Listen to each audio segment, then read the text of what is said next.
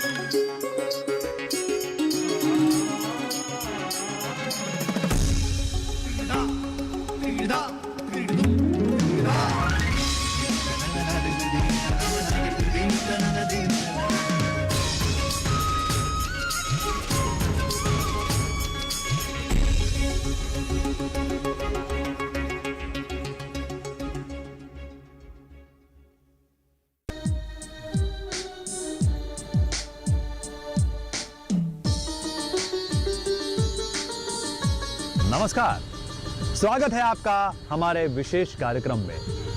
कहते हैं एहसास जीवन में बड़ा महत्व रखते हैं। अगर वो एहसास मखमली हो, रेशमी हो तो बात ही क्या है। कुछ एक एहसास दिल को बेध देते हैं, लेकिन कुछ एक एहसास जीवन में उमंग भर देते हैं। हम आज कुछ ऐसे धागों के बारे में बात करेंगे जिनके एहसास से आदमी प्रफुल्लित हो जाता है। वैसे तो ये एक जीवित शरीर से निकलते हैं, लेकिन जब हमारे शरीर पे पहुंचते हैं तो इसके मायने ही बदल जाते हैं। जी हाँ, शान शौकत होती है इनसे, रिश्तों की गंभीरता निभती है इससे, और साथ में एक ऐसे बंधन में ये हमें बांध देते हैं कि हम जीवन भर सुखद एहसासों के तले बंध के रह जाते हैं। जी हाँ, हम किसी और चीज की बात नहीं बल्कि रेशम की बात कर रहे हैं। तो आज हम चल रहे हैं फरीदपुर के बकनिया फार्म पर, जहां पर कई स्वयं सहायता समूहों ने मिलकर रेशम कीट पालन और उसके व्यावसायिक उत्पादन में अपना महती योगदान दिया है और साथ में अपने भविष्य को भी संवार दिया है। तो आइए आपको ले चलते हैं फरीदपुर के बकनिया फार्म पर।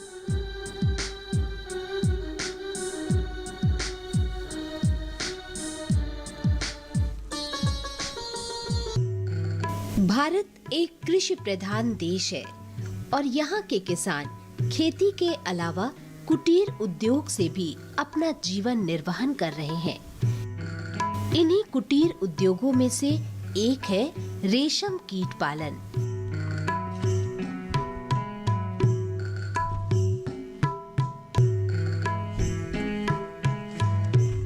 वैसे तो रेशम का उपयोग भारत में सैकड़ों वर्षों से हो रहा है और ये भारतीय संस्कृति का एक हिस्सा भी है।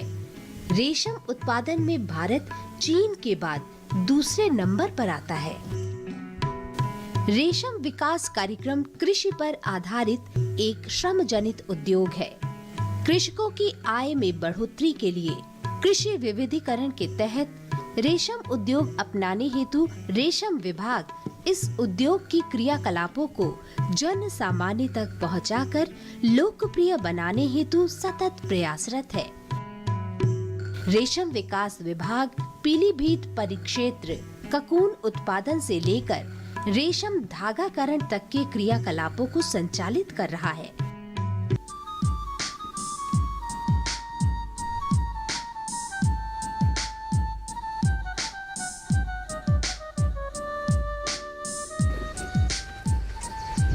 तो रेशम का धागा जो हमारे ऐश्वर्य को दिखाता है, जो हमारी शान और शौकत में वृद्धि करता है, वो उत्पादित होता है एक प्रक्रिया से, और इस प्रक्रिया में कई चरण होते हैं। और इस प्रक्रिया का पहला चरण होता है शहतूत। शहतूत का पेड़ जिस पर रेशम कीट पालन होता है, और रेशम कीट पालन से लेकर कोआ बनने तक और कोआ बनने से लेकर उससे धागा निकालने तक कई सारे चरण होते हैं। इन चरणों के विषय में आपको विशेषज्ञ बताएंगे, जिनसे मिलवाएंगे हम आपको। आइए लिए चलते हैं। उत्तर प्रदेश के जनपद बरेली के कस्बा फरीदपुर के पास राजकीय रेशम फार्म बकैनिया के आसपास लगभग 300 महिलाओं और पुरुषों को तकनीकी रूप से प्रशिक्षित करके कीट पालन का कार्य कराया जा रहा है, जिससे उनके जीवन स्तर में सुधार और खुशहाली आई है। मनुष्य की संवेदनाओं यानी स्पर्श के एहसास को उच्चतम स्तर तक ले जाने वाले रेशम के धागे की बात यहाँ पर हो रही है, और वो भी उसके व्यावसायिक उत्पादन की। जी हाँ, और इसके व्यावसायिक उत्पादन के लिए इस समय हम फरीदपुर के बकनिया रेशम फार्म पर हैं, जहाँ के सहायक निदेशक MK सिंह साहब हमारे साथ में हैं। सिंह साहब, बताइए कि ये जो बकनिया रेशम फार्म है, इसके पीछे उद्देश्य क्या है? इस फार्म के स्थापना के पीछे मुख्य उद्देश्य ये है कि बकनिया रेशम फार्म के आसपास लगभग 10 से 15 गांव के जो गरीब भूमिहीन लोग हैं, उनको बिना किसी पूंजी निवेश के रोजगार देना मुख्य उद्देश्य है। और बहुत से नवयुवक रोजगार के लिए बाहर पलायन करते हैं, उस पलायन को रोकना है, जिससे उनको स्थानीय स्तर पे भी हम एक सुलभ रोजगार उपलब्ध करा सकें। दूसरा उद्देश्य यह है हमारा कि पर्यावरण में शहतूत वृक्ष लगा के पर्यावरण को भी हम ठीक रखते हैं। साथ ही जो घर में बूढ़ी महिलाएं हैं, पुरुष हैं, जो ज़्यादा कठिन कार्य नहीं कर सकते हैं, उनको अपने घर पे ही आसान सा काम हम उपलब्ध कराते हैं। तो ये समूह और सरकार का जो संयोजन है, दोनों का जो कोलैबोरेशन है, वो कैसे चलता है? हमारे पीलीभीत राज्य की धागाकर्ण इकाई का समूह बना हुआ है, जो यहाँ से कीटपालक जुड़े हुए हैं, कोया उत्पादित करते हैं। उस कोये को हम राज्य की रेशम फार्म में एकत्रित कराते हैं। फिर हमारा समूह धागाकर्ण समूह बकनिया फार्म आता है। यहाँ की गुणवत्ता युक्त कोकून के हिसाब से उसका मूल्य निर्धारित करते हुए उसको क्रय कर लेते हैं और इनको उसका मूल्य कीटपालकों को उपलब्ध करा देते हैं। तो इसमें किसानों की क्या भूमिका है सिंह साहब? ये हमारा विभाग का क्रियाकलाप किसानों से ही जुड़ा है। किसान या तो अपने खेत में ही पेड़ लगा के पत्ती उत्पादित करता है, या जिनके पास खेत नहीं है वो हमारे फार्म से पत्ती लेके कीट पालन करते हैं।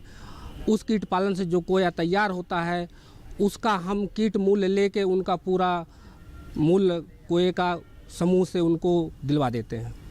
आपने अभी कोकून के मूल्य की बात की, तो उसके क्रय और विक्रय का निर्धारण कैसे होता है? कोये का मूल्य कोये की गुणवत्ता पे निर्भर करता है। इसमें 2 तरह की रेस होती है शहतूती रेशम में। एक होता है मल्टी बोल्टाइन कोकून, दूसरा होता है बाई बोल्टीन। मल्टी बोल्टीन का 150 से 200 रुपये किलो मूल्य उनका निर्धारित होता है, और ये जो बाई बोल्टीन है ये हमारा 300 से 400 रुपये प्रति किलो के हिसाब से रेट होता है इसका। इसमें कुछ व्यापारी बाहर से आते हैं, वो लोग भी बोली लगाते हैं, हमारा समूह भी लगाता है। जो अधिकतम बोली लगाया उस कोकून की, उन्हीं को ये माल उनको मिलता है। इस इनिशिएटिव से लगभग कितने किसान लाभान्वित हो रहे हैं? इस रेशम फार्म से लगभग 300-400 पुरुष महिलाएं जुड़े हुए हैं जो कीट पालन कार्य करते हैं, जिसमें से 250 के आसपास महिलाएं हैं, लगभग 150 पुरुष इस कार्य को करते हैं। तो सिंह साहब, बहुत ही पुनीत कार्य कर रहा है आपका विभाग, और निश्चित रूप से किसान इससे लाभान्वित हो रहे होंगे। और अब आइए आपको लिए चलते हैं अंडे से कोकून बनने की प्रक्रिया तक।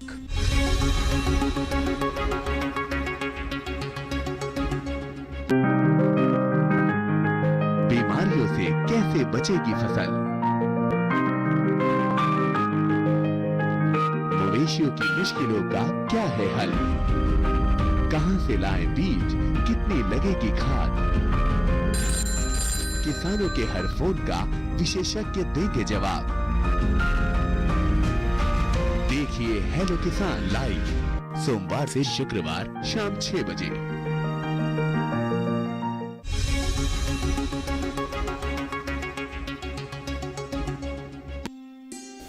शहतूत पौध यानी मलबरी एक बहुवर्षीय वृक्ष है। नर्सरी को तैयार करने के लिए तने की कटिंग करके उसका रोपण किया जाता है। शहतूत के वृक्षारोपण हेतु बलुई दोमट या दोमट भूमि जिसका सामान्य पीएच मान 7 हो तथा जहां जल भराव न होता हो सर्वथा उपयुक्त होती है।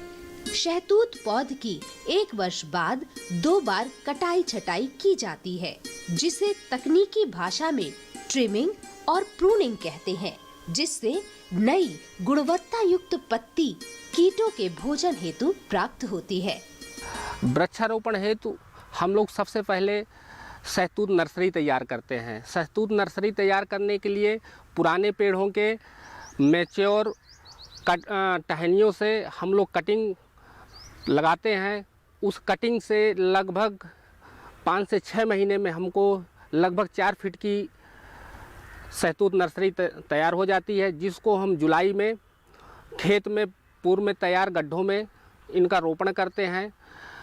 इन 5-6 महीनों में हम नर्सरी की निराई, सिंचाई और खाद का प्रयोग करते हैं, जिससे हमारा गुणवत्ता युक्त पौध तैयार हो जाता है। इंक्यूबेशन कार्य प्रारंभ होने से 4-5 दिन पूर्व चाकी कीट पालन भवन और उपकरणों का विशुद्धिकरण कर लेना चाहिए। चाकी भवन के अंदर बाहर की दीवारों को चूने और ब्लीचिंग पाउडर मिलाकर पुताई कर देनी चाहिए। अगर फार्मलिन का छिड़काव करते हैं तो कमरे को एयर टाइट करना आवश्यक होता है। उपकरणों में मुख्य रूप से tray, rearing stand, feeding stand, चाकू, चॉपिंग बोर्ड, नेट इत्यादि है। एक समान हैचिंग के लिए एक निश्चित तापमान लगभग 24 से 26 डिग्री सेल्सियस और आर्द्रता 75 से 80% पर अंडों को हैचिंग की तिथि से 2 या 3 दिन पूर्व इंक्यूबेशन किया जाता है, जिससे अंडों में भ्रूण का सामान्य विकास होता है। केंद्रीय रेशम बोर्ड से हमको कीट पालन हेतु कीटाणु प्राप्त होता है और विभागीय बीजागारों से भी हमको कीटाणु प्राप्त होता है। इनका इंक्यूबेशन हम इस इंक्यूबेशन चैम्बर में करते हैं। इस इंक्यूबेशन चैम्बर में हम निर्धारित 24 से 26 डिग्री टेम्परेचर, 75 से 80% ह्यूमिडिटी पे 2 से 3 दिन तक रखते हैं। हम इसको बीच बीच देखते भी रहते हैं। जब ये ब्लू एग स्टेज पे आ जाता है तब हम इनका ब्लैक बॉक्सिंग करते हैं। प्रस्तावित हैचिंग तिथि से 24 घंटे पूर्व जब अंडे नीले रंग के दिखने लगते हैं, जो ब्लू एग स्टेज कहलाती है, पर अंडों की ब्लैक बॉक्सिंग की जाती है। ब्लैक बॉक्सिंग के लिए ट्रे में सबसे पहले काला पेपर लगाते हैं, फिर उसके ऊपर टिश्यू पेपर लगाकर अंडे उसमें फैलाए जाते हैं। फिर टिश्यू पेपर और पेस्टल पेपर से पुनः उसको ढक दिया जाता है, जिससे अंडों को प्रकाश न मिले। ऐसा करने से जो भ्रूण विकसित है उनका विकास रुक जाता है तथा जो विकसित नहीं है वो ब्लू एग स्टेज पर आ जाते हैं। इंक्यूबेशन चैम्बर में जो अंडे हमारे रखे थे उसमें ब्लू एग स्टेज आने के बाद वहाँ से निकाल के हम लोग कीट पालन कक्ष में लाते हैं और यहाँ पर इसकी ब्लैक बॉक्सिंग की जाती है। ब्लैक बॉक्सिंग की प्रक्रिया जो है उसमें नीचे ब्लैक पेपर, इसके बाद रेशम का जो अंडा आया है उस अंडे को लगाते हैं। अंडे के बाद फिर इसको ब्लैक पेपर से कवर करके ये ब्लैक बॉक्सिंग की जाती है, जो हमारा हैचिंग के लिए तैयार किया जाता है। इसके पश्चात संभावित हैचिंग की तिथि के दिन सुबह अंडों को खोलकर प्रकाश में रखा जाता है, जिससे सामान्यतः 90 से 95% अंडों में हैचिंग हो जाती है और इसके बाद अंडों के ऊपर एक ब्रशिंग नेट लगा दिया जाता है और चाकी गार्डन से ब्रशिंग हेतु चयनित पत्ती ऊपर से तीसरी एक टहनी से एक ही पत्ती तोड़कर लाई जाती है, जिससे महीन महीन चकोर काटकर नेट के ऊपर डालते हैं। लगभग 1 घंटे बाद सभी कीट नेट के ऊपर आ जाते हैं। तब नेट से मुलायम पंख द्वारा कीटों को दूसरी ट्रे में रख लेते हैं। इस प्रक्रिया को ब्रशिंग कहते हैं। ब्रशिंग के लिए हम इस नेट को चारों कोने पकड़ के दूसरी ट्रे में लाते हैं। दूसरी ट्रे में इसको हम ऐसे पकड़ लेते हैं। इस पंख के माध्यम से हम हल्के से इसको ऐसे झाड़ लेते हैं, जिससे जो है हमारी जितनी भी लार्वी इसमें चिपकी हुई है वो इस ट्रे में आ जाती है और फिर इसके बाद हम इस नेट को अलग कर देते हैं। नेट अलग करने के बाद यदि देखते हैं इसमें और अभी हैचिंग के लिए अंडे रह गए हैं तो इन नेट को पुनः इसमें लगा देते हैं। फिर से हम इसको जो है क्या कहते हैं टिश्यू पेपर और पेस्टल पेपर से ढक के रख देते हैं। नेक्स्ट डे में फिर मॉर्निंग में इसको हम प्रकाश में ओपन करते हैं। फिर उसी तरह नेट के ऊपर हम महीन कटी हुई पत्ती डालते हैं और उसको हम क्या कहते हैं 1 घंटे बाद फिर इसी तरह ब्रशिंग लेते हैं। 10 दिनों तक होने वाली प्रक्रिया अर्थात अंडे से शिशु अवस्था तक के कीट पालन को चाकी कहते हैं। चाकी कीट पालन कार्य ककून उत्पादन के लिए रीढ़ की हड्डी की तरह होता है, क्योंकि ककून उत्पादकता और गुणवत्ता दोनों की चाकी कीट पालन पर निर्भर करता है। गुणवत्ता युक्त चाकी कीट पालन के लिए चाकी बागान का अच्छा रखरखाव, विशुद्धिकरण, इंक्यूबेशन और कीट पालन कार्य तकनीकी रूप से होना अति आवश्यक है। चाकी कीट पालन में कमरे का तापमान 24 से 26 डिग्री सेल्सियस और आर्द्रता 80 से 85% होना चाहिए। जो हमारे रेशम कीटाणुओं से बच्चे प्रस्फुटित किए हैं उन बच्चों को यहाँ पे 10 दिन तक हम लोग ट्रे में रख के एक निश्चित आर्द्रता और टेम्परेचर पर उनको पत्ती खिलाते हैं। इस दौरान हमारी 2 अवस्थाएं होती हैं। प्रथम अवस्था जो 12 से 14 फीडिंग उनको दी जाती हैं। 12 फीडिंग के बाद एक मोल्ट अवस्था आती है जिसमें वो अपनी केचुल को बदलते हैं और वो अवस्था इनकी 24 घंटे रहती है। इसके बाद जब मोल्ट से ये आउट होते हैं, इसके बाद हम लोग दूसरी अवस्था के लिए इनकी तैयारी करते हैं और इनको 10 से 12 फीडिंग दी जाती हैं। 10 से 12 फीडिंग के बाद इनकी दूसरी अवस्था के लिए ये मोल्ट में फिर जाना प्रारंभ करते हैं और मोल्ट की अवस्था जो है फिर 24 घंटे के बाद पार होती है। इस प्रक्रिया से गुजरने के बाद ये 10 दिन में हमारा चाकी का कार्यक्रम संपूर्ण हो जाता है। फिर उत्तरा अवस्था के लिए हम लोग इस कीट पालकों को वितरित करते हैं। जो हमारे कोया उत्पादक हैं वो ठीक 10 दिन के बाद इस कीट को अपने घरों पर ले जाएंगे। रेशम लार्वा ककून के अंदर अपने जीवन चक्र के अगली अवस्था प्यूपा के रूप में संरक्षित हो जाता है।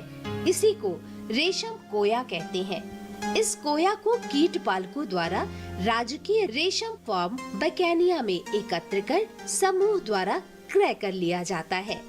तो ये तो थी अंडे से कुकून बनने की प्रक्रिया, लेकिन कुकून से धागा बनने की प्रक्रिया तक आपको लिए चलते हैं धागाकरण केंद्र पीलीभीत।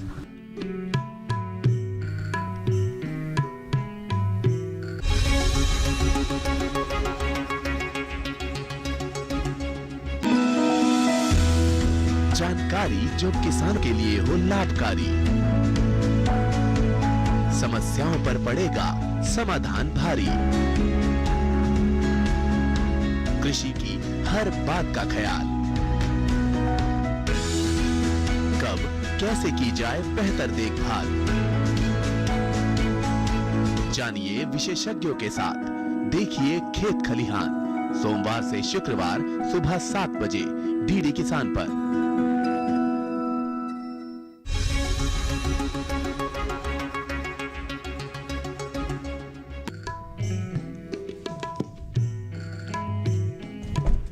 तो रेशम उत्पादन में सबसे महत्वपूर्ण भाग की बारी आ चुकी है। जी हां, कुकून से रेशम का निर्माण एक महत्वपूर्ण भाग है रेशम के व्यावसायिक उत्पादन और उसके विपणन में। जी हां, तो ये कुकून से धागे का निर्माण भी एक बहुत जटिल प्रक्रिया है, एक बहुत व्यावसायिक प्रक्रिया है, तकनीकी प्रक्रिया है। और इस प्रक्रिया से आपको रूबरू कराने के लिए हम ले चल रहे हैं आपको रेशम विभाग पीलीभीत के धागाकरण केंद्र में। किसानों द्वारा कोया को पीलीभीत परिक्षेत्र कार्यालय के रेशम धागाकरण इकाई में लाया जाता है।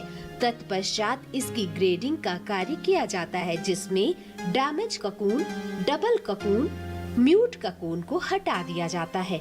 बचे हुए ककून से धागा निर्माण का कार्य प्रशिक्षित महिलाओं के समूह द्वारा किया जाता है। ककून 2 प्रकार के प्रोटीनों से बना होता है। प्रथम फाइबराइन और दूसरा सेरिसिन।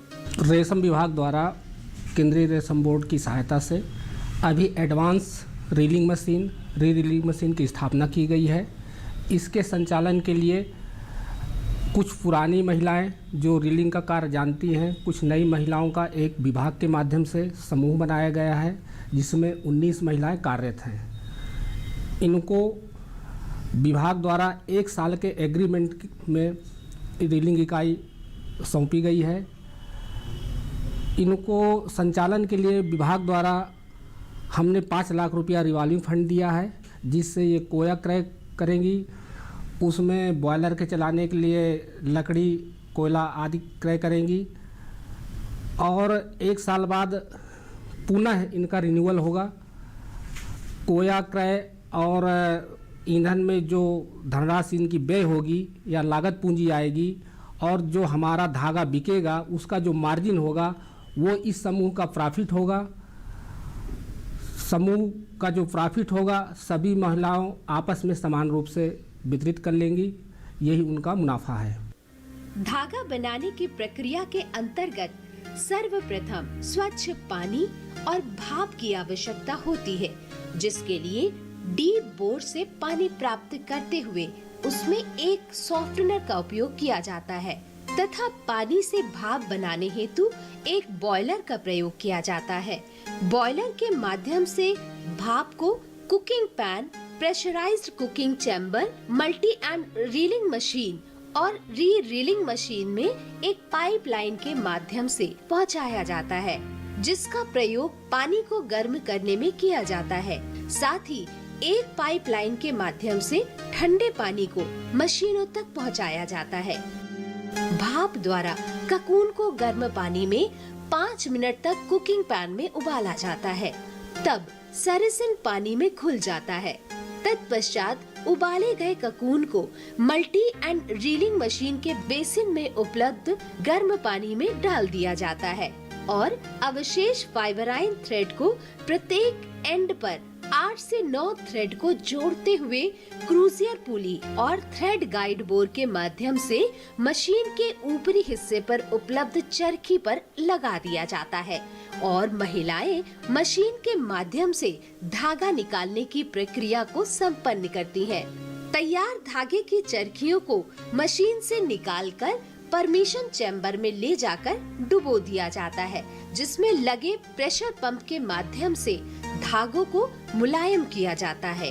1 घंटे के उपरांत डाली गई चरखियों को निकालकर रीलिंग मशीन में उपलब्ध चरखों पर ले जाया जाता है, जहां चरखी से धागे को निकालकर रीलिंग करते हुए धागे की लच्छियां तैयार की जाती हैं। इस प्रकार तैयार धागे की लच्छियों को निकालकर 2 किलोग्राम का एक बंडल तैयार करते हुए पैकिंग की जाती है। मैं सरोज कोहली, सचिव रेशम धागा औद्योगिक रेशम धागाकरण सहकारी समिति मरोरी ब्लॉक का महिला समूह की सचिव हूँ मैं। हम लोग को 5 लाख रुपया लखनऊ फेडरेशन से रिवॉल्विंग फंड के तौर पे दिया हुआ है, ककून खरीदने के लिए और लकड़ी खरीदने के लिए और थोड़ा बहुत सामान जो ज़रूरत होता है। और हम लोग धागा बना रहे हैं, ककून खरीद लिया है, उससे कई महिलाओं को रोजगार मिला है। जो ज़्यादा परेशान थी बेचारी, उन लोग को काम दिया है। इस प्रकार तैयार धागे को वाराणसी, मऊ, आजमगढ़, मालदा और बेंगलोर के व्यापारियों द्वारा खरीद लिया जाता है। हम बंगाल से आए हैं और सुमन नाम है मोहम्मद तजमुल हुसैन, मालदा जिला का। हम धागा यहाँ खरीदने के लिए आए हैं। हम सुना कि पीली में तो बहुत अच्छा फैक्ट्री बैठाया है, 16, 18, 20 इंजीनियर का माल मिल रहा है, इसलिए हम यहाँ माल खरीदने के लिए आए हैं। क्वालिटी अच्छा है, मैंने सब ये क्वालिटी अच्छा है, माल बहुत अच्छा बनाया है, हमको ये पसंद है। हम लोग धागा खरीद के लेते हैं। हम लोग तो जब बेंगलोर में बेचते हैं, जब आपको मोहरपुर जाते हैं, बनारस जाते हैं, जहाँ हम लोग का ये है मार्केट है, महीन धागा का जहाँ मार्केट है, वहाँ जाते हैं सर। सरकार रेशम व्यवसाय को प्रोत्साहित करने के लिए विभिन्न योजनाएं भी चला रही है। वर्तमान में विभाग द्वारा 4 योजनाएं चलाई जा रही हैं। एक सेंट्रल सेक्टर स्कीम है जो केंद्रीय रेशम बोर्ड की सहायता से चल रही है। इसमें हम किसानों को पौध सहायता, टूल किट्स, कीट पालन गृह, सिंचाई सुविधा की सब्सिडी 75 से 90% तक देते हैं। लगभग 10 से 25% हमारे लाभार्थी अंश होता है, वो किसान अपने पास से लगाता है या श्रमदान करता है। और दूसरी स्कीम हमारी है राष्ट्रीय कृषि विकास योजना। इसके अंतर्गत हम अपने फार्मों का सुदृढ़ीकरण करते हैं, जिनमें तारवाड़ है, चाकी भवन है, इनका निर्माण करवाते हैं। तीसरी जो हमारी योजना है जागरूकता एवं प्रशिक्षण कार्यक्रम, इसके तहत हम इच्छुक लाभार्थियों को नई तकनीक जानकारी के लिए केंद्रीय रेशम बोर्ड के प्रशिक्षण संस्थानों में मैसूर, बहरामपुर, देहरादून, यहाँ उनको 5 दिवसीय कार्यक्रम में प्रशिक्षण दिलवाते हैं। दिन भर के कार्य के पश्चात ये लोग विभिन्न तरीके से अपना मनोरंजन भी करते हैं।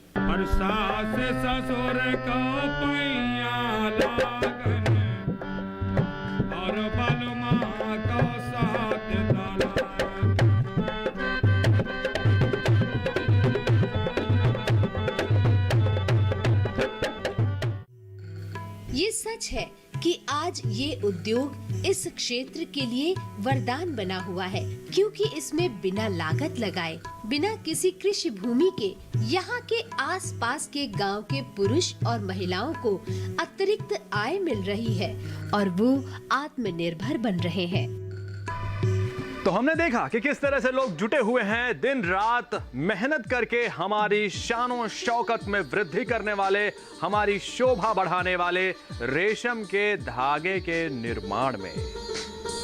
सपने इनके भी पूरे हो रहे हैं, शानो शौकत इनको भी मिल रही है। लेकिन रिश्तों पे बात करें तो उन्हें बनाने के लिए, उन्हें बांधने के लिए और उन्हें समृद्ध और मजबूत बनाने के लिए किसी कच्चे धागे का इस्तेमाल मत करिए और ना ही उसका इंतजार करिए, क्योंकि रिश्तों को बनाने और बांधने के लिए भावनाओं की जरूरत होती है, किसी धागे की नहीं।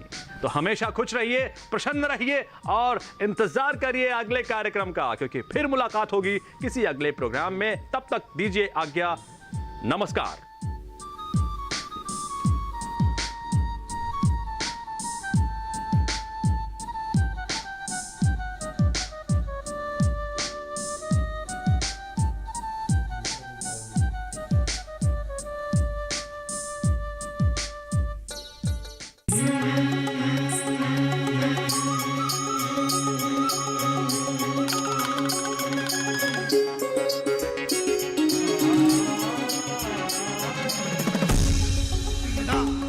क्रीडा